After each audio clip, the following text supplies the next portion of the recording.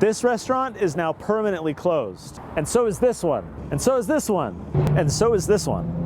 COVID-19 has caused many problems, but the government's response has in many ways made it much worse. And too many businesses have had to shut down permanently as a result. Across the country, public health officials, mayors, and governors have been wielding oppressive power over people, restricting your rights, controlling your businesses, and even dictating how and when you can worship at church. Political powers should always be checked and balanced, but the laws being used by these executive branch officials were often written decades ago, rarely used until last year's pandemic hit. So it's critical that legislators fix these broad laws to restrain when an emergency can be used to justify restricting people. That's what just happened in Utah. A team of legislators worked on Senate Bill 195, which imposed a wide range of restrictions on these executive powers. Now, this bill, which passed almost unanimously, makes sure that unelected public health officials can't issue mandates on their own.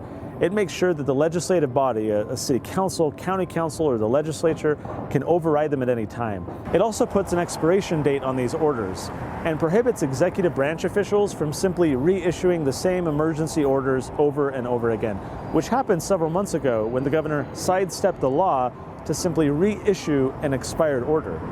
Now, this bill could have and should have been better, but SB 195 is still far, far better than the existing law because it puts a number of limitations in place that don't currently exist.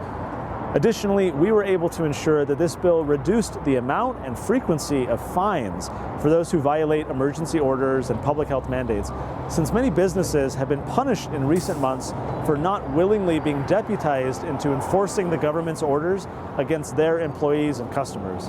It's critical that any future attempt to restrict the rights of free, healthy people be subject to serious scrutiny. There are many mistakes that were made to hopefully learn from, and this bill puts in place a better process for the future and creates more checks and balances against the executive branch's authority to arbitrarily limit people's freedoms.